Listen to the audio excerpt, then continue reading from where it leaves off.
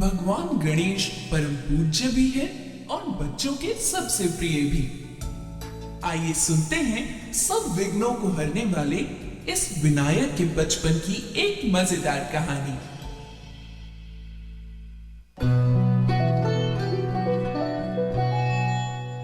भगवान गणेश का जन्म।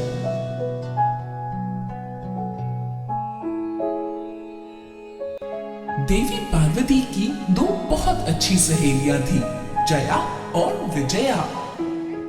दोनों ही पार्वती जी के साथ कैलाश पर ही रहती थी। दोनों सहेलियां काफी रूपवान और गुणवान थी। पार्वती जी भी उनका बहुत आदर करती थी। वो भी हमेशा पार्वती जी को सही सलाह देती थी। एक बार देवी पार्वती और उनकी दोनों सहेलियां बैठकर बातें कर रही थी। तभी जया बोली, देवी पार्वती, क्या आपको नहीं लगता कि आपका भी भगवान शिव के भक्तों की तरह कम से कम एक तो भक्त होना चाहिए जो आपकी आज्ञा को सबसे ज्यादा महत्व दे?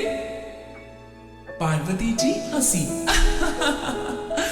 और बोली, जया, ये भगवान शिव के हजारों भक्तगण हमारे ही तो हैं। ये भक्तगण हमारी आज्ञा का पालन करने को हमेशा तैयार रहते हैं। तो फिर तुम ही बताओ कि भला हमें किसी और भक्तगण की क्या जरूरत है? इस पर विजया बोली, देवी, जया की बात पूरी तरह गलत नहीं है। ये हजारों भक्तगण भगवान शिव के हैं और वो आपकी आज्ञा का पालन इसलिए करते हैं क्योंकि आप महादेव की धर्म पत्नी हैं। पर अगर कभी ऐसा समय आया जब आपकी आज्ञा और भगवान शिव की आज्ञा एक दूसरे से विपरीत हुई, तब वो आपकी नहीं बल्कि भगवान शिव की ही आज्ञा का पालन करेंगे। देवी पार्वती को ये थोड़ा अजीब लगा, पर उन्होंने आखिर में इस बात को हंसी में टाल दिया। कुछ दिन बीत गए। एक दिन काम काज से थक जाने के बाद देवी पार्वती का दिन में आराम करने का मन हुआ। देवी पार्वती चाहती थी कि उनके आराम के समय कोई उन्हें परेशान ना करे, इसलिए उन्होंने भगवान शिव के भक्त नंदी को बुलाया।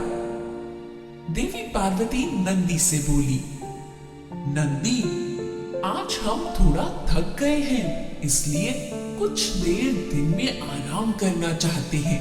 तुम बाहर दरवाजे पर पहरा दो और तब तक किसी को अंदर ना आने देना जब तक हम तुम्हें इजाजत ना दें। नंदी बोला, जैसी आपकी आज्ञा माता। और ऐसा कहकर नंदी बाहर दरवाजे पर पहरा देने लगा और माता पार्वती अंदर आराम करने चली गई। कुछ देर बाद भगवान शिव द्वार पर आए। महादेव ने नंदी को बाहर पहरा देते हुए देखा तो बोले, नंदी, ये द्वार पर क्या कर रहे हो? चलो जल्दी से मेरा रास्ता छोड़ो, मुझे अंदर जाना है। नंदी थोड़ा झिझकते हुए बोला, हे भगवान, कृपया करके आप अभी अंदर न जाएं। मुझे माता पार्वती ने आज्ञा दी है कि जब तक वो आराम कर रही हैं, मैं किसी को अंदर ना आने दूं।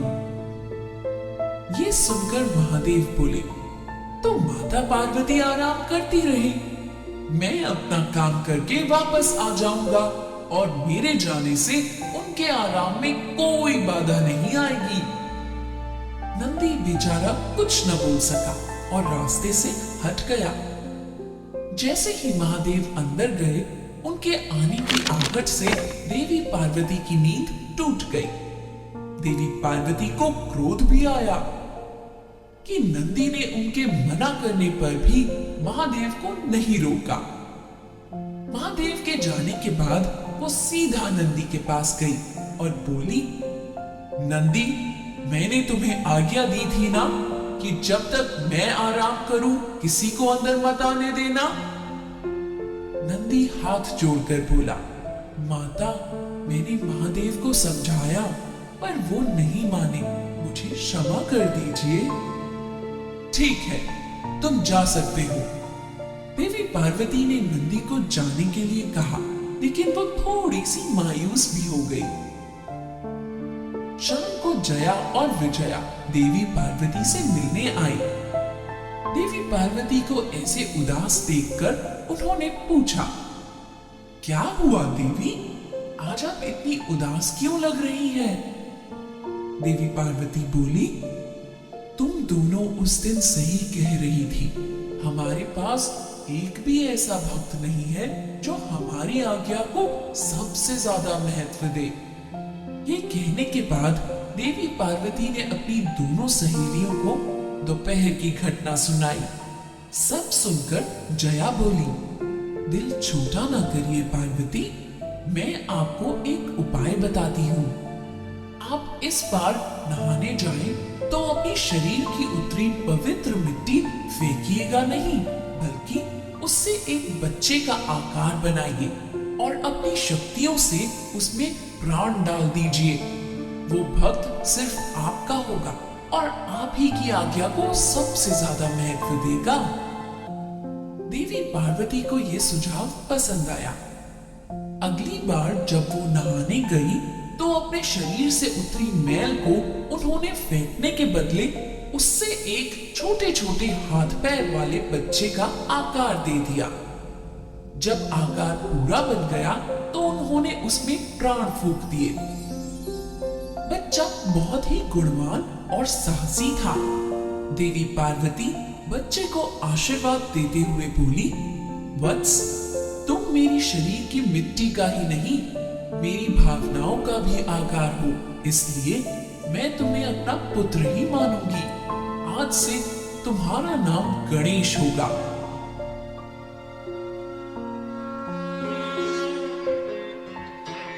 गणेश जी देवी पार्वती के सामने सर झुकाकर बोले, हे माता, आज से आपकी आज्ञा मेरे लिए सब कुछ होगी।